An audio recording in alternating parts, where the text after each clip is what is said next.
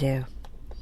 Hoping I'm encouraging you, inspiring you to tweet some more, motivating you. All right. And you can send me clips if you want to listen to it on the show. All right. Here we go. Aaron Brockovich. Aaron, what's this? May I? Yep. Go ahead. Well, you know what, Mr. Potter? We completely forgot your birthday this year, and seeing as how you've been so good to me seemed a terrible oversight. So what Ed and I have been doing the last few days is putting together a present for you. 634. They're all signed. Every single one. Holy shit. Now don't go getting jealous, Teresa. Jealous. We have something for you, too. Internal PG&E documents, all about the contamination. The one that I like best says, and, well, I'm paraphrasing here, but it says, yes, the water's poisonous, but it would be better for all involved if this matter was not discussed with the neighbors. It's to the Hinckley Station from PG&E headquarters. Stamp received March 1966. What? How did you do this? Well, seeing as how I have no brains or legal expertise, and Ed here was losing all faith in the system, am I right? Oh, yeah, completely no faith? No faith. I just went up there and performed sexual favors. 634 blowjobs in 5 days.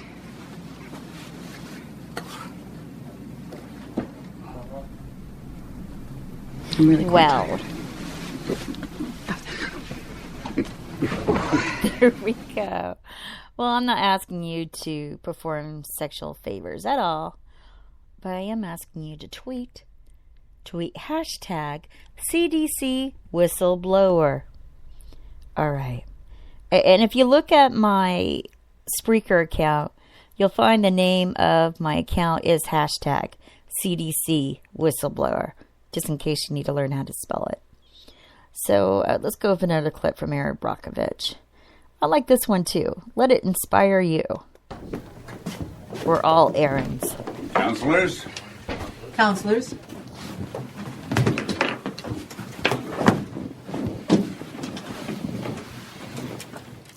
Let's be honest here. $20 million is more money than these people have ever dreamed of. Oh, see, now that pisses me off. First of all, since the demur, we have more than 400 plaintiffs, and let's be honest, we all know there are more out there. They may not be the most sophisticated people, but they do know how to divide, and $20 million isn't shit when you split it between them. Aaron. Second of all, these people don't dream about being rich. They dream about being able to watch their kids swim in a pool without worrying that they'll have to have a hysterectomy at the age of 20, like Rosa Diaz, a client of ours, or have their spine deteriorate like Stan Bloom, another client of ours. So before you come back here with another lame-ass offer, I want you to think real hard about what your spine is worth, Mr. Walker. Or what you might expect someone to pay you for your uterus, Miss Sanchez. Then you take out your calculator and you multiply that number by 100. Anything less than that is a waste of our time. By the way, we had that water brought in special for you folks. Came from well in Hinckley.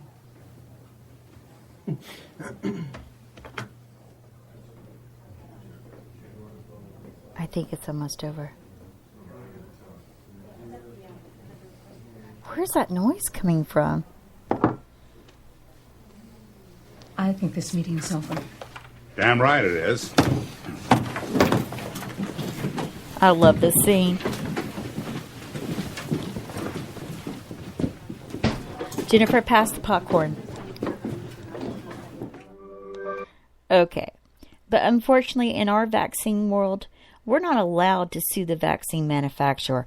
Our government, your government, took that right away from us.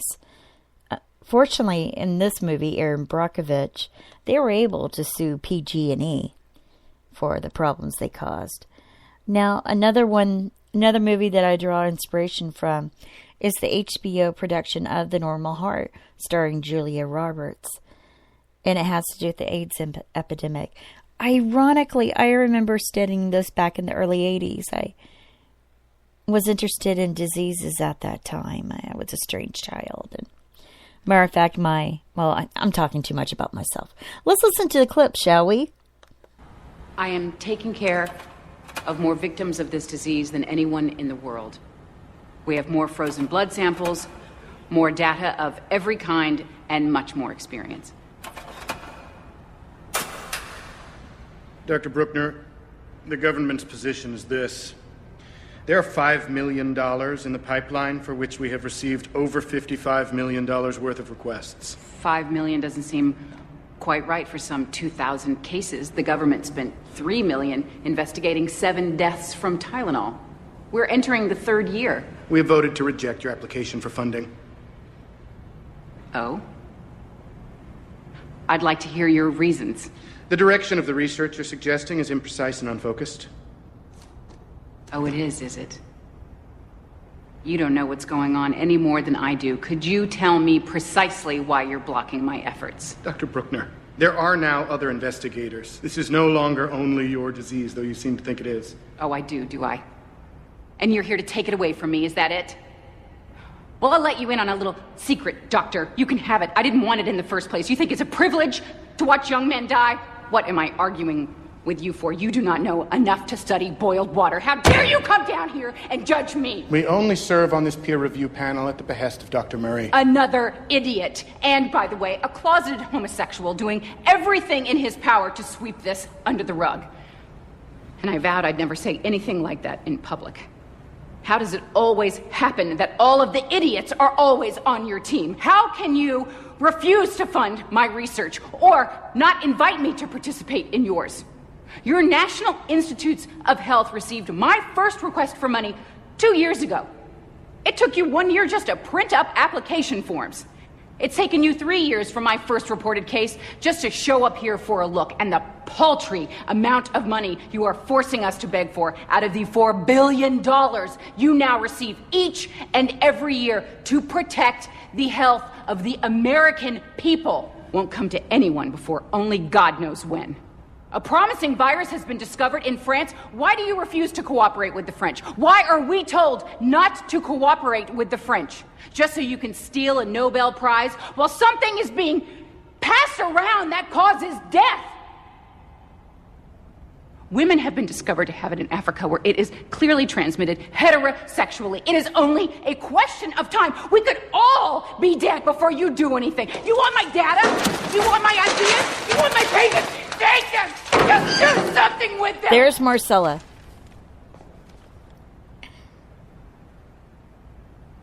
You're fucking right. I am imprecise and unfocused, and you are all idiots.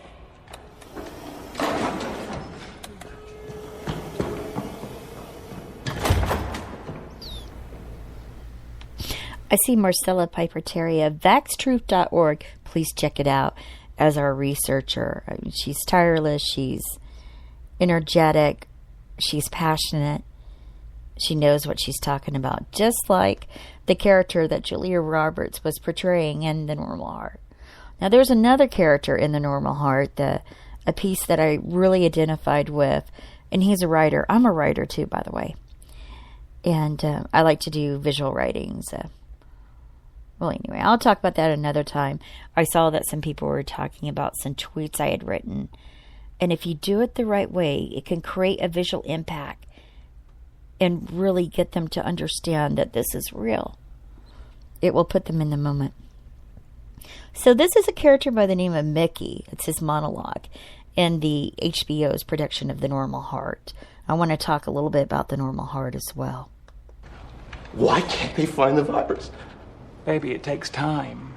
I work all day for the city, writing stuff on breastfeeding versus formula, and how to stay calm when you have herpes. And at night I work on our newsletter and our health column for The Native.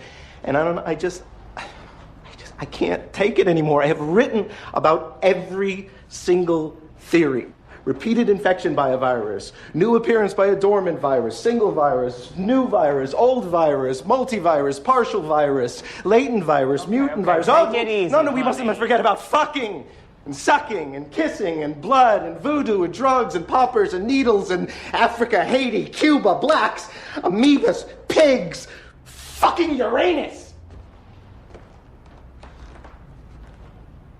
What if it isn't any of them? I don't know. The Great Plague of London was caused by drinking water from a pump that nobody noticed it. Maybe it's predisposition, or this is the theory of the herd. Only so many of us are going to get it, and then the pool's used up. What if it's monogamy? Bruce, you and I could actually be worse off because of constant bombardment from a single source, our lovers.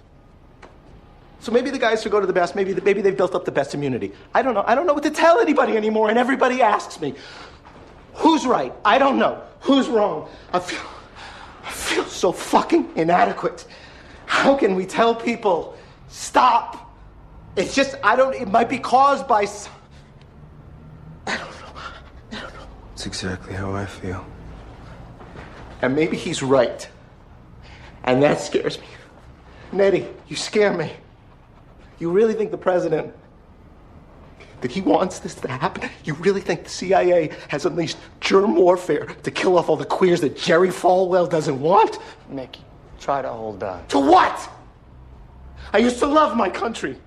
The native received an anonymous letter describing top secret Defense Department experiments at Fort Detrick, Maryland, that have produced a virus that can destroy the immune system. Its code name was Firm Hand. They started testing it in 1978 on a group of gays. I never used to believe shit like that. They're going to persecute us. They're going to cancel our health insurance. They're going to put us into camps. They're going to quarantine us. You think that I'm killing people? That is not what I said. It is. You know you said it. I've spent 15 years of my life fighting for our right to be free and to make love wherever, whenever. And you're telling me all those years of what being gay stood for is wrong. And that I'm a murderer. We have been so oppressed. Don't you remember? Can't you see how important it is for us to love openly, without hiding, without guilt? Why can't you see that?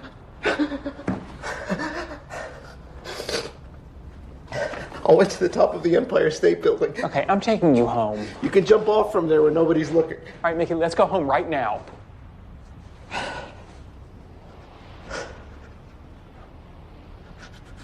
And I'm not a murderer. I'm not.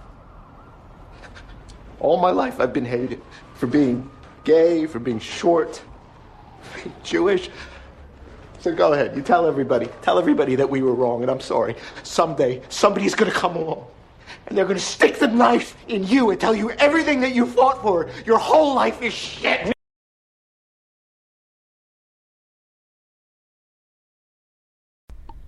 I relate to that. Everything we fought for. Every moment we've had. I don't think I could handle it if they... Well, I'm not even going to entertain that thought. We will have a congressional hearing in 2015. We had to keep this up. We had to keep tweeting for our children, for our neighbors' children, for the greater good. But when it comes to your child, then everything's 100%. It's on. And there's too many parents of children with autism.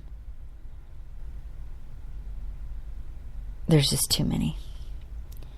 So as a force together, we can affect social change.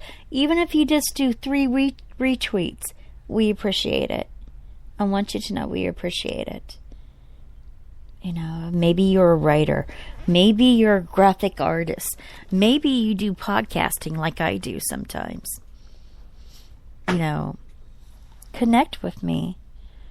I just figured out, I don't know what that noise was, but I'm hoping I didn't knock over a drink. It's dark in here because everybody in the house is asleep, but me. But you know what? Autism never sleeps. It never gives you a freaking break. You know, bless those couples that are still together. Bless them. Because dealing with autism, I don't know. I do have a poem of what it was like. The early years of my daughter. We were very, very fortunate with my child. So, but I'm here to encourage you. Now, this is a very sweet clip. I call it Constant Total Amazement. I want you to listen to it. You'll recognize the voices. Your life seems unbelievable to me. All of this, life seems unbelievable to me. My father says that almost the whole world is asleep. Everybody you know, everybody you see, everybody you talk to.